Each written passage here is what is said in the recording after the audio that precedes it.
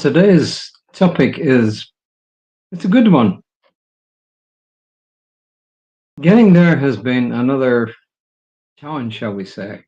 When technology decides that it wants to, shall we say, educate you, then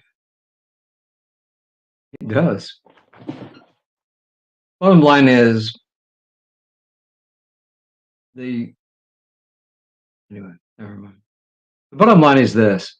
It took me about 20 minutes fighting with my system before it would actually release a duplicate of the streaming. So for some reason, it connected itself to two streams and it won't let go of the other until I went kind of like the time machine. I went back in time to Thursday of last week and clicked on the same thing and it worked. So there we are. Maybe, what was that called? Back to the Future. That was the movie, right? Back to the Future. Anyway, today's title is Set Healthy Boundaries. It is a really good one because let's face it, a lot of the time, or at least some of the times, we don't set healthy boundaries. I'm going to read it and then I'm going to come back because I do have a few interesting side comments on this, which are just in support of what our writer Diana is saying.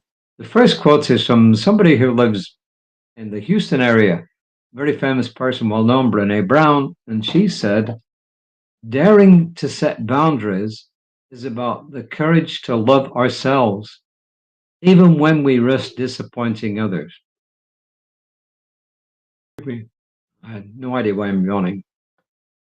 Daring to set boundaries is the courage to love ourselves, even when we risk disappointing others. Brene Brown. Ernest Holmes, kind of more general, says, divine intelligence guides me in love, in joy, and in complete self-expression. In other words, yes, I can set healthy boundaries.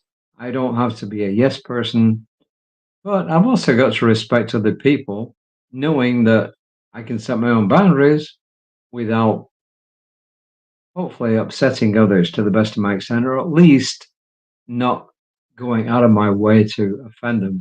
You know, I had an aunt who was very self-willed.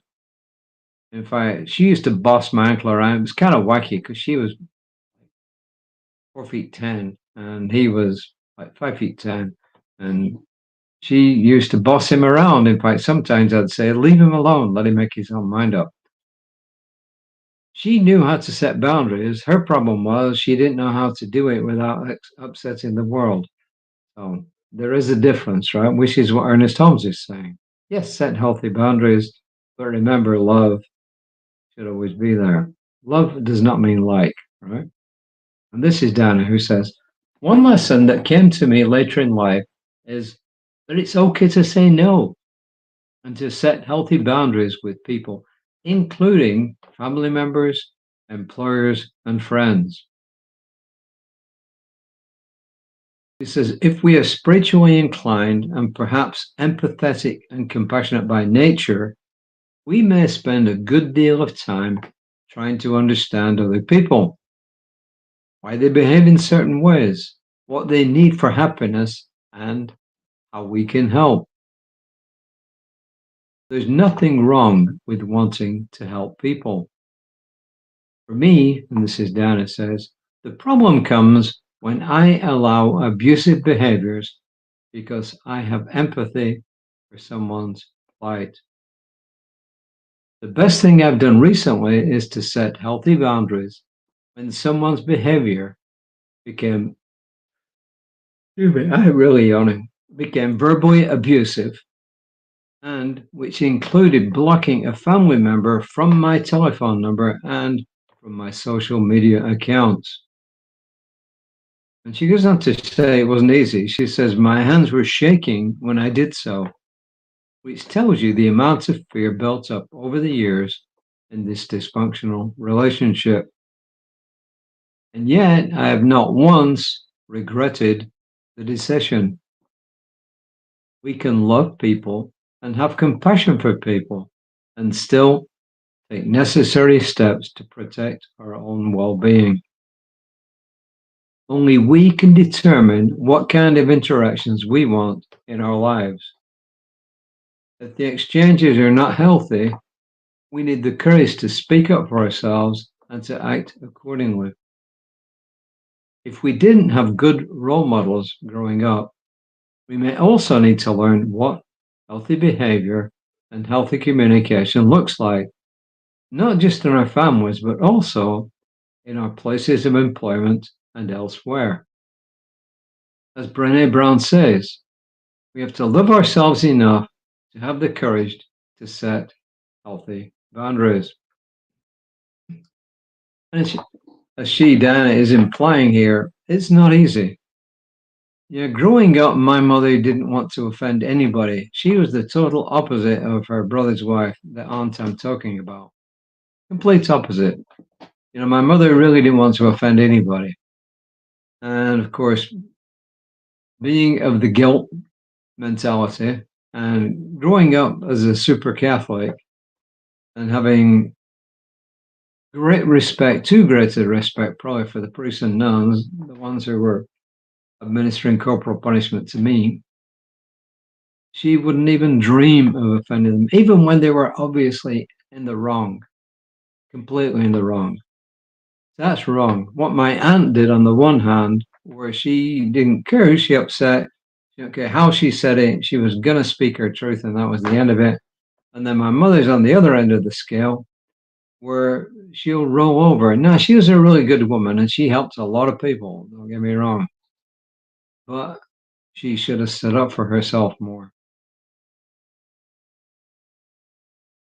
Reverend Moshe Lehman, the late, great Reverend Moshe Lehman, who passed away several years ago, who was one of our ministers at Creative Life Spiritual Center, she actually moved out into the Seattle area, offshore, where she passed away suddenly. And she and I taught loads of classes together. But she had one great saying, and she stuck to it. And she used to drum this into all of us. No is a complete sentence. No is a complete sentence. And yes, that's true. No is a complete sentence. However, there is a way to deliver the no. There's a definite way to deliver the no. And it isn't like my aunt did, which is just to be blunt and upfront and offend anybody who came in. And that was the end of this. No.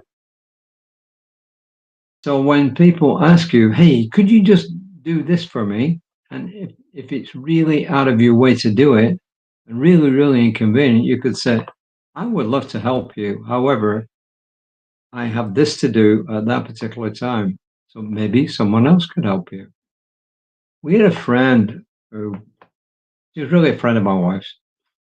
And I don't know if friend is the right word. We had this person who came in our lives who had no idea about boundaries. Maybe she still doesn't. She'd come in our house and just walk around, walk in the bedroom, walk anywhere until you told, no, you can't do that.